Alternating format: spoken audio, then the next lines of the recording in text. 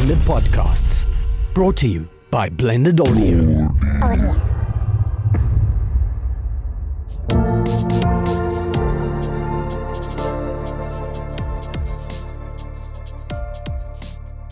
ArtPod is a South African-focused visual arts podcast hosted by Claude. Join me weekly every Saturday as I'm joined by a new guest who occupies a position within the visual arts community, ranging from fine arts, tattooing, framing, and logistics.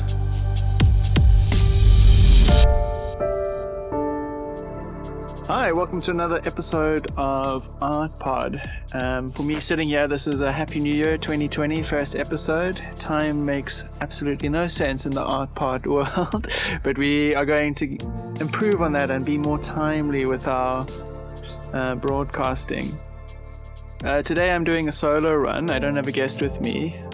Alright, I've been asked by a good friend, Peter Heineke, to do a talk at the end of January concerning advice for young budding artists, and specifically to their parents about career advice and how to go about it.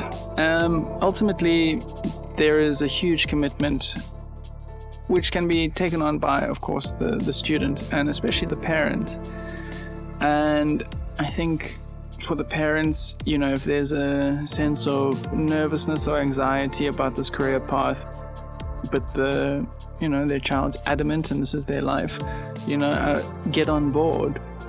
And one way to help this is just, when possible, do art museums, go to art openings, do First Thursday, read books on art, watch art documentaries, watch Hollywood adaptations of art stories. There's tons out there. And just get a better idea of the art world. I think at high school level, people and students it's a real awkward time, and they're growing into themselves and they're learning about themselves and the world around them, and they're getting more and more independent. And then they're at the peak of the hierarchy, and matric being the seniors of the school and having that status, and then ultimately that being ripped from underneath them and then going into the big bad world, I guess. I always recommend, if someone wants to become a fine artist, and we're just talking about the traditional fine artist, one must study. Yes, surely you can be a self-taught artist, and there are many artists who have done this and have made a living and a lot of success and have become famous. But if I was a betting man, I would just say your best bet is to further your studies and treat it with a sense of seriousness. I think one mustn't see art as this kind of holy, sacred thing. Treat it like any other business or any other skill and give it that respect. There is, even me coming from an artistic household, both parents being artists and both teachers, I was a bit of an arrogant student, and I just think back and cringe. My poor high school teacher and even my lecturers, thinking I knew it all and how wrong I was, but ultimately I was so wrong. There is so much to learn, and even just being given the platform to play and be creative. There's always going to be a commercial element with painting and fine art, no matter how conceptual and avant-garde. But within a university or technikon, you have 3, 4, 5 years of time to play and explore and learn without any repercussions in terms of commercial success. This is an opportunity to really push the boundaries, and unfortunately I never took advantage of that opportunity. I think ultimately what also held me back was expectations.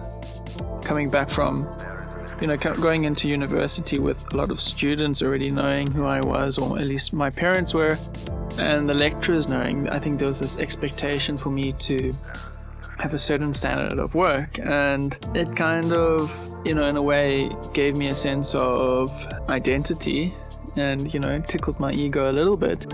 But ultimately it was to my detriment, and I actually found the 1 year I took a bit of a break from the university and played a bit more was the year I found the technique that brought me success and notoriety within the art community here. But ultimately, study, you learn a lot. There's so much information out there, and there's so many great artists and examples. And I mean, the institutions are fabulous throughout Cape Town, Gauteng, KZN. There is opportunity, and just enjoy that experience. And then ultimately, you can pursue it in terms of an academic role. You can either go on to teach, you can go on to lecture, you can go on to be a writer. There is a lot of opportunities in terms of the academic route going into fine art. My wife, for example, she's a fine art teacher, and she studied a number of things, but she did her bachelor's, I think, or honors, in a curatorialship course at Michaela's. And I mean, even with that course, there's an opportunity for one to go into restoration. There's curatorialship, you can be a gallerist. There are many, many avenues. And ultimately, it's the way you think as an artist that gives you your edge. And you might find you do a fine arts career. I would find it easy to, jump ship and take on another creative role, and even not creative role. It could be something in logistics. But I think having that fine art background will give you that creative edge.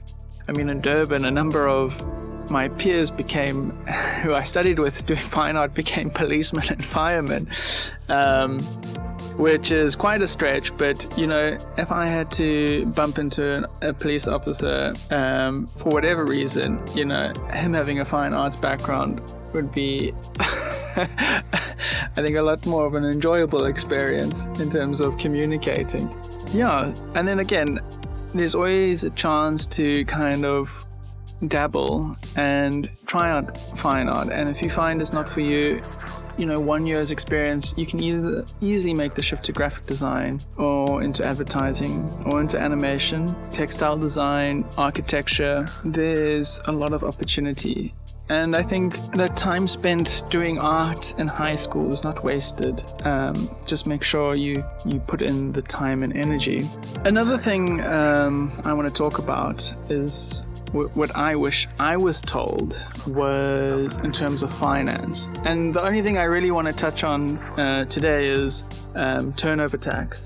Now, when I had Ashley on from art admin, that's one thing we touched on. Now, generally, if you go on a full fine art career course and you make your money from either, selling art, doing commissions, running workshops, most of the time you're going to be paying provincial tax. And I would have saved tens, if not hundreds of thousands of rands if I applied for turnover tax at a sooner stage. It normally takes about 2 years to process, but for parents or young artists listening to this, or even old ones who aren't in the system, apply for it. Even if there is no art career established, but that's the goal, just do it now. Even if it doesn't pass through and, say you get another job and it kind of cancels it out, there's nothing to lose and there's only things to gain. The only thing you have to lose is maybe dealing with SARS for a bit, but I think they're quite enthusiastic if people are enthusiastic themselves in kind of getting their tax stuff in order. But turnover tax, please research it. Basically, what it is everything you turn over, you are taxed 1% on that. So you don't count expenditures, but it's just a simple method of calculating your tax. And ultimately, if you read up on the system, it is as if it was made for fine artists. Well, it pretty much is. Then another thing I want to talk about is kind of expectations of entering the workforce. As I spoke in my first solo run, I talked about, leaving fine art school with a national diploma and entering the workforce, or leaving home to a new city and then realizing, this diploma which I had, I could have stayed on for a BTEC. I finished with a diploma. I kind of just wanted to move out of the city, and ultimately I wouldn't leave though without some form of certification or certificate. So I left with a national diploma. I entered the workforce, and ultimately it didn't serve me in terms of, applying for a job and that piece of paper guaranteed it. I found myself working at an art shop or an art studio for kids. And sure, the person interviewing me actually said, "Oh my gosh, you're way overqualified for this," because in my CV I included all my art accolades and exhibitions. But yeah, and ultimately I had to subsidize my living by working, either, be it a retail job. And I've seen a number of artists who have graduated in the last 2 years, and expecting to kind of just start producing work, and the gallery snatches them, and that's that. Even some of them who have had galleries pick them up. The gallery can't guarantee a certain amount of income each month, and you can almost hear the disappointment, or I've seen a number of times the Facebook status like, "I need to get a job." And ultimately that's the reality. And I think for a young artist, it's also good. Going back to the importance of tertiary education being a place where you can explore and have fun and not be bombarded or bogged down by having a commercial product. Having your income subsidized by a job means that the work you produce doesn't ultimately have to be commercially viable in the sense of, you're not painting people's dogs or painting flowers. You can kind of push it and keep on pushing and pushing until something's either resolved or realized, and then you find something that you can use, or, be it call it a product or just a realized idea. And then it becomes a lot stronger and it becomes a lot more honest. So I think that just should be a reality of a young artist's life. And I mean, surprisingly nowadays, you actually have full-time artists. That was never a thing when I was a kid. All the artists I knew either had, were either teachers or lecturers, or had, were in the newspaper industry. Their lives were always subsidized by a full-time career, and art was kind of intertwined. But the reality was, it was impossible to just be a fine artist. And I mean, if you look at Cape Town, galleries pop up like mushrooms here. It's insane. But they do this because there is a huge market for it. And there is an opportunity to make a living and to make money off art, which is a great sign for young artists. But I think one has to be kind of realistic and practical about one's situation. And another thing, going back to perception being reality.